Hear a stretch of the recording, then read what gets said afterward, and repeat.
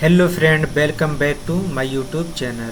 Movie की शुरुआत में हम एक गैंग को देखते हैं जो कि कॉन्ट्रैक्ट लेकर मार काट लूटपाट करने का काम करती थी। उस गैंग का एक मेंबर काफी सनकी टाइप का था, तो उसको हम सनकी ही बुलाएंगे। अब इसके बाद हम पार्थिबन नाम के एक आदमी को देखते हैं जो कि हिमाचल में अपने परिवार के साथ रहता था। परिवार में तो बच्चे सिद्धार्थ और मथी। एक बार शहर में एक हाइना घुस आया था, तो पार्थिबन ने ही अपने फॉरेस्ट ऑफिसर दोस्त जोशी के साथ मिलकर उसे पकड़ा और फिर धीरे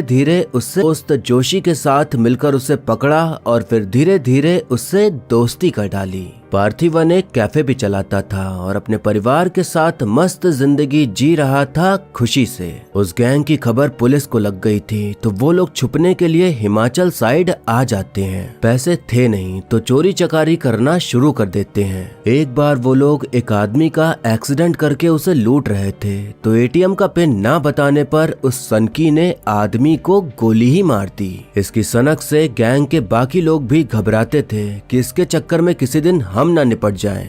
सनकी एक रात पार्थिबन के कैफे में घुस जाता है और वहां काम करने वाली एक लड़की को बंदूक की नोक पर रख के पार्थिबन से कहता है कि कोल्ड कॉफी पिलाओ। तब तक वहां गैंग के बाकी लोग भी आ जाते हैं और पैसे चुराकर जाने को कहते हैं, पर सनकी कहता है कि हमारा चेहरा इन लोगों ने देख लिया है तो सबको मारना पड़ेगा। उस वर्कर और अपनी बच्ची को बचाने के लिए पार्थिबन उन सबसे भिड़ जाता है। वो उनसे ऐसे लड़ रहा था जैसे कोई एक्सपर्ट हो और लग ही नहीं रहा था कि कोई आम इंसान है। वो उन सबको गंदे कपड़ों की तरह धोता है, लेकिन गैंग का मेन लीडर वर्कर के गले में चाकू रख देता है। सनकी बच्ची को मारने के लिए आगे बढ़ता है, जो कि पार्थिबन से देखा नहीं जाता, तो वो बंदूक उठाकर एक के बाद एक लगातार गोली चलाते हुए उन सबको एक झटके में मार डालता है। वो एक आम इंसान था जो आम जिंदगी जी रहा था, लेकिन उसने एक साथ इतने लोगों को मार डाला तो उसे खुद पर गुस्सा आता है कि ये उसने क्यों किया और उसके ही साथ ऐसा क्यों हुआ। पार्थिबन को जेल हो जाती है, लेकिन अदालत में यह साबित हो जाता है कि उसने जो किया सेल्फ डिफेंस में किया, तो वो जेल से छूट जाता है। गैंग के मेन लीडर की लाश जब उसके घर पहुंचती है तो उसकी बीवी कहती है कि जिसने भी मेरे भाई और पति को मारा वो जिंदा नहीं बचना चाहिए। पार्थिबन जानता था कि वो लोग बुरे इंसान थे, तो जब इनकी खबर इनके जानने वालों तक पहुंची होगी तो वो उसके खून के प्यासे हो गए होंगे, तो उसे हर वक्त ये डर सताने लग जाता है कि कहीं कोई उन्हें मारने ना आ जाए। अब हम देखते हैं कि डर को थोड़ा किनारे करके सब मार्केट गए होते हैं घूमने के लिए, कि तभी वहां पर कुछ गुंडे उस पर हमला कर देते हैं जो कि उसी मरी हुई गैंग के मेन लीडर के जानने वाले थे। पार्थिबन एकदम खूंखार जानवर बनकर उन पर टूट पड़ता है और सबको मार मार के उनकी हड्डी पसली एक कर देता है। सत्या ने पार्थी का ये रूप आज से पहले कभी नहीं देखा था, तो वो काफी डर जाती है। पार्थिबन सीनियर पुलिस ऑफिसर से भिड़ जाता है कि यहाँ हमारी जान खतरे में है और आपका काम मुझे करना पड़ रहा है। जिन लोगों को मैंने मारा था उनमें से एक की बॉडी गायब हो गई, तब भी आपने कुछ नहीं किया। मैं डिमांड करता हूँ कि एक पुलिस ऑफिसर हमारे घर के बाहर सुरक्षा के लिए रखा जाए। सीनियर ऑफिसर कहता है कि अब तू मुझे बताएगा कि मुझे क्या करना है क्या नहीं। तू कानून नहीं, तू सरकार नहीं, तू मुझे मत बता कि क्या करना है। ऑफिसर ऐसे ही उल्टा सीधा बोलते जा रहा था, तो गुस्से में आकर पार्थिबन उसका गला पकड़ के 2 पल के लिए उसकी सांसें रोक देता है। पार्थिबन खुद के पास जाता है जिन्होंने उसे बरी किया था, ताकि वो कुछ मदद कर सकें। जज साहब अपना सोर्स लगाकर सुरक्षा के लिए पुलिस ऑफिसर देने के लिए कह देते हैं, तो पार्थिबन कहता है कि मैं चाहता हूँ कि वो ऑफिसर मेरे गाँव का हो। अब पार्थिबन के गांव से आता है नेपोलियन नाम का एक ऑफिसर, जिसे देख के लग रहा था कि घर की सुरक्षा छोड़ो अपनी ही सुरक्षा कर ले तो बहुत है। अब हम देखते हैं कि पार्थिबन अपना कैफे ठीक करा रहा होता है कि तभी एक आदमी उसकी फोटो खींच के भाग जाता है। वो फोटो जाकर दिखाता है 2 गैंगस्टर भाई एंटोनी दास और हेरोल्ड दास को। तो अब यहाँ एक राज खुलता है कि वो पार्थिबन नहीं लियो है, एंटोनी का बेटा। उधर पार्थिवन को अंदाजा हो गया था कि अब आगे चलकर और भी गुंडे आने वाले हैं, तो वो एक से बढ़कर एक हथियार बनाना शुरू कर देता है ताकि पलटवार कर सके। एंटोनी अपने गुंडे लेकर पार्थिवन से मिलने सीधा उसके कैफे चला जाता है। एंटोनी उसे लियो कहकर पुकारता है, पर पार्थिवन कहता है कि मैं लियो नहीं हूँ, आपको कोई गलतफहमी हुई है। एंटोनी पुरानी बातें करता है उसे याद दिलाने के लिए कि वो कौन है, पर पार्थिवन यही कहता है कि जो आप मुझे समझ रहे हैं वो मैं नहीं हूँ। एंटोनी उसे दारू ऑफर करता है तो पार्थिवन साफ कह देता है कि मैं नहीं पीता, तो एंटोनी खूब हंसते हुए चला जाता है कि ये दारू नहीं पीता। जोशी पार्थिवन को बताता है कि जो तुमसे मिलने आया था वो है एंटोनी दास, किसी जमाने में आंध्रा की सबसे बड़ी तंबाकू कंपनी का मालिक था। उसका एक बेटा था लियो, जो कि कोई बड़ा कांड करके मर गया, लेकिन कुछ का मानना है कि वो अभी भी जिंदा है। सच कहूँ तो तुम्हारी शक्ल उससे हूबहू मिलती जुलती है। जोशी उसे शक की निगाह से देखते हुए सवाल करने लगता है कि तुम कहाँ पले बड़े, कहाँ पढ़े। पार्थिवन कहता है कि अब तुम भी मुझ पर शक करने लगे, तुम दोस्त हो मेरे, कम से कम तुम तो यकीन करो यार। मैं आम इंसान हूँ जो आम जिंदगी जीता हूँ, मुझे नहीं पता कि मेरे साथ ये सब कुछ क्यों हो रहा है। सत्या माथी के साथ मार्केट गई होती है कि तभी एक गुंडा उन पर हमला करने ही वाला होता है कि वहाँ एंटोनी आकर उनकी जान बचा लेता है। एंटोनी कहता है कि डरो मत, तुम्हारी बेटी मेरी पोती है, इसमें मेरा ही खून है। 20 साल से तुम जिसे पार्थिवन समझ रही हो वो कोई और है। जब तुम्हें पता चलेगा कि वो एक खूनी है जिसने सिर्फ बेरहमी से लोगों को मौत के घाट उतारने का काम किया है, तब मुझसे मिलना। तेरे पति की असलियत क्या है मैं बताऊंगा। सत्या काफी डर जाती है तो वो घर आकर पार्थी को फोन पर सब बताती है, तो वो भागते हुए घर आता है, पर गनीमत थी कि एंटोनी घर पर आकर कुछ नहीं करता। पार्थिवन पुलिस वाले पर खूब गुस्साता है कि सारा दिन सोते रहते हो, कभी अपनी ड्यूटी भी कर लिया करो ना। इनकी अच्छी खासी जिंदगी में बवंडर आ गया था तो सत्या बहुत परेशान हो जाती है कि अब लगता है सारी जिंदगी भागते दौड़ते ही बीतेगी। और ये सब कुछ हो रहा था पार्थी के चलते, क्योंकि हर कोई उसे कोई और ही समझ के चला आ रहा था। तो सत्या को शक होने लग जाता है कि कहीं वो सच में वही तो नहीं जो गुंडे उसे समझ रहे हैं। सत्या चुपके से पार्थी की मार्कशीट्स वगैरह की फोटो खींच के किसी और को भेजती है ये चेक करने के लिए कि वो असली है या नकली।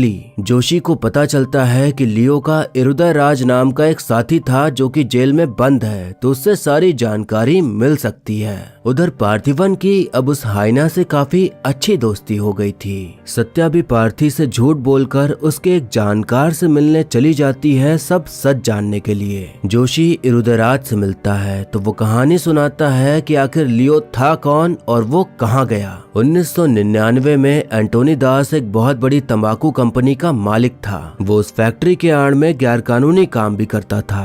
एंटोनी अंधविश्वासी बहुत था। वो जानवरों और लोगों की बलि चढ़ाता था ये सोच के कि ऐसा करने से उसका साम्राज्य और बढ़ेगा। सब बढ़िया चल रहा था, लेकिन एंटोनी को कोई ऐसा इंसान चाहिए था जो जमीनी स्तर पर काम को संभाल सके, तो वो अपने बेटे लियो को काम पर लगा देता है। एंटोनी का सिर्फ बेटा नहीं बल्कि एक बेटी भी थी जिसका नाम होता है एलिसा। लियो और एलिसा जुड़वा भाई बहन थे और दोनों मिलकर काम संभालते थे। लियो भी एक नंबर का गुंडा था जो कि अपने और अपने काम के फायदे के लिए किसी को भी मार सकता था, किसी के भी साथ कुछ भी कर सकता था। लियो के गैंग के एक आदमी ने एनसीबी तक खबर पहुंचा दी थी कि वो लोग ड्रग्स भी सप्लाई करते हैं, तो लियो उस गद्दार को ढूंढ निकाल के उसे सीधे ऊपर पहुंचा देता है। एंटोनी एक खास कुंडली वाले इंसान की तलाश में था। उसका मानना था कि अगर उस इंसान की बलि चढ़ा दी जाए तो काम 100 गुना बढ़ जाएगा। एंटोनी को ऐसी कुंडली वाला इंसान मिल ही जाता है और वो कोई और नहीं बल्कि उसकी खुद की बेटी होती है।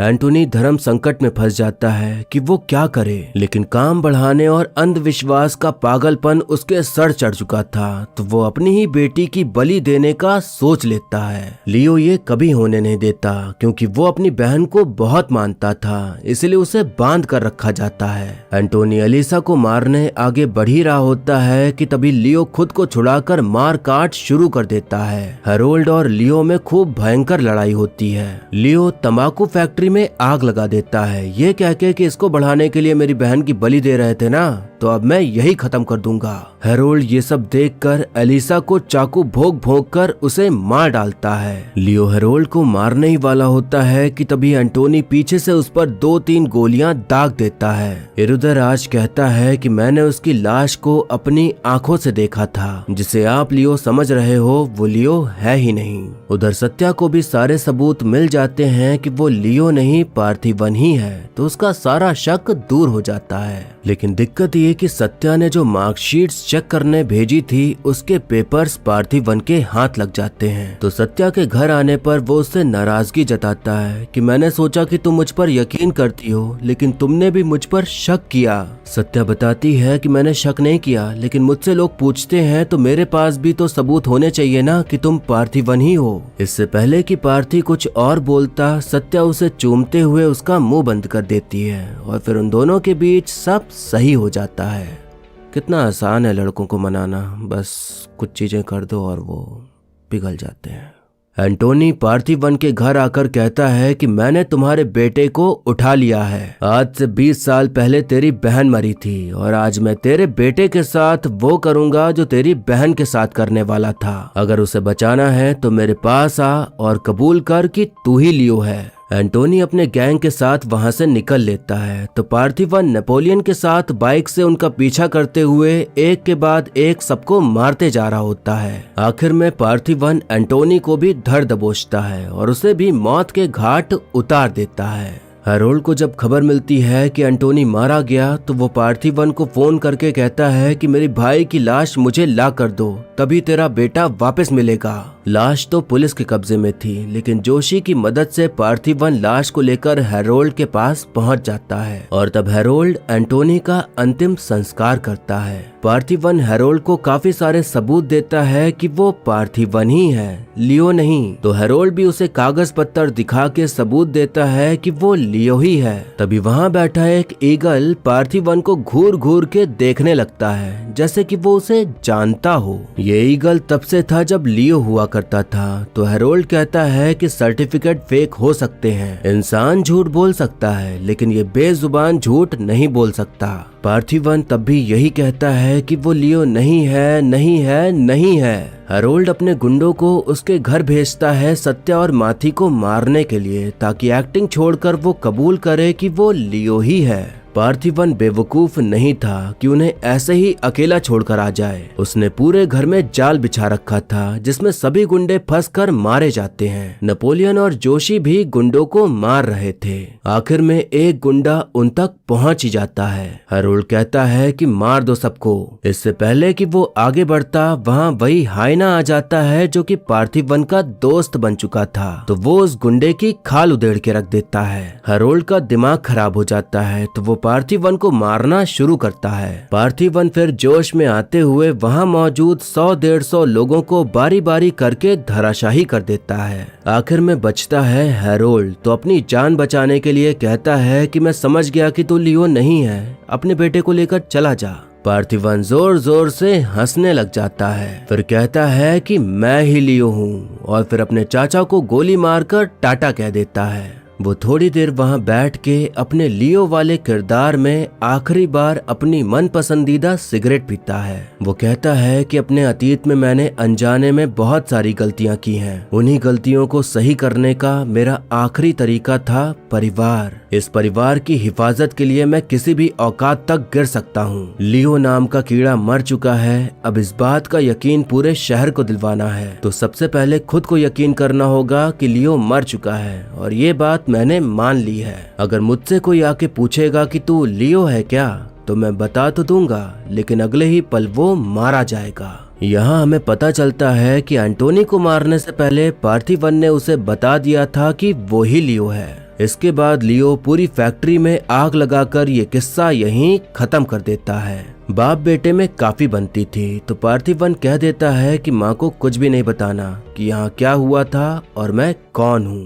पार्थिवन घर पहुंच जाता है कि तभी उसे एक कॉल आता है। वो कॉल था एजेंट विक्रम का, जो कि कहते हैं कि केवल एक फैक्ट्री जलाने से सभी समस्या हल नहीं हो जाएगी लियो। इस समाज को नशा मुक्त समाज बनाने के लिए इंडिया में बहुत सारी फैक्ट्रियों को जलाना है। ये हिंट देते हुए कि लियो भी लोकेश सिनेमैटिक यूनिवर्स का हिस्सा है। ये मूवी यहीं पर खत्म हो जाती है। अगर ऐसे भी देखा जाए तो ये स्टोरी हम पहले भी ना जाने कितनी बार देख चुके हैं कि एक आदमी होता है जो कि अतीत में बहुत बड़ा गुंडा था, लेकिन सब भुलाकर बढ़िया जिंदगी जीने लगा। लेकिन फिर अतीत उसके वर्तमान में आ जाता है तो उसे फिर वही बनना पड़ता है जो वो अतीत में था। पहला सिनेमेटोग्राफी और कैमरा एंगल्स, दूसरा बीजीएम और तीसरा एक्शन सीक्वेंसेस। थोड़ी लोगों में एक्साइटमेंट इस बात की भी थी कि लियो भी उस फिल्म से जुड़ी होगी, क्योंकि वो एक तरह का यूनिवर्स बना रहे हैं जहां उनकी हर मूवी एक दूसरे से जुड़ी होगी। तो इन्हीं सब चीजों ने जनता को और एक्साइट कर रखा होगी। इसमें कोई दो राय नहीं कि जो फैंस हैं उन्हें फिल्म पसंद ही आएगी। तभी तो पहले ही दिन 100 करोड़ पार कलेक्शन कर डाला है इस फिल्म ने। हमें इस मूवी में नेपोलियन का किरदार देखने मिला जो कि कैथी फिल्म में था, और फिर पार्थिवन के कैफे में एक लड़की आती है जो कि विक्रम फिल्म में थी। फिर लोगों का कहना था कि ये कैरेक्टर शायद रोलेक्स है। सब बड़ा एक्साइटेड थे कि कहीं गोली उसके भेजे में लगी थी, तो जाहिर सी बात है कि बचने की उम्मीद तो नहीं होगी। लेकिन फिल्म है तो क्या पता आगे कभी इसे जिंदा दिखा दें और वही रोलेक्स। फिल्म का मेन मुद्दा था ये पता लगना कि पार्थिवन ही लियो है या। अब एक्टिंग की बात करें तो विजय सर ने अपना किरदार बखूबी निभाया। कहानी ढीली होने के बाद भी जो कैरेक्टर की डिमांड थी वो सब कुछ उन्होंने दिया। मुझे उनकी एक चीज सही नहीं लगती कि मेकअप टचअप करके उनका कैरेक्टर भौकाली तो बना दिया जाता। केजीएफ में उनका किरदार एकदम दमदार था, पर डायलॉग से उस किरदार में वजन नहीं दिखाई पड़ता था। तो इस चीज पर काम करने की जरूरत है कि जो किरदार पकड़ा है उस हिसाब से आवाज में भी बदलाव। एक बात समझ नहीं आई कि अनुराग कश्यप ने उस छोटे से रोल के लिए हाँ क्यों करी, पता नहीं। बाकी और जितने भी सह कलाकार फिल्म में मौजूद हैं सबका काम सही ही रहा। ये फिल्म कमजोर है, पर लोकेश सर की जो पिछली फिल्में रही हैं वो लोगों को इतनी पसंद आई थी कि ये फिल्म भी देखने जाएंगे ही जाएंगे, और इस यूनिवर्स के अंदर आने वाली फिल्में भी लोग देखेंगे, क्योंकि इंडियन फिल्म इंडस्ट्री में किसी ने भी ऐसा यूनिवर्स बनाने की कोशिश नहीं की है। और अब तो इसमें जाने माने 5 कलाकार हैं मेन लीड में, तो देखना दिलचस्प होगा कि लोकेश सर कहानी को कहाँ ले जाते हैं।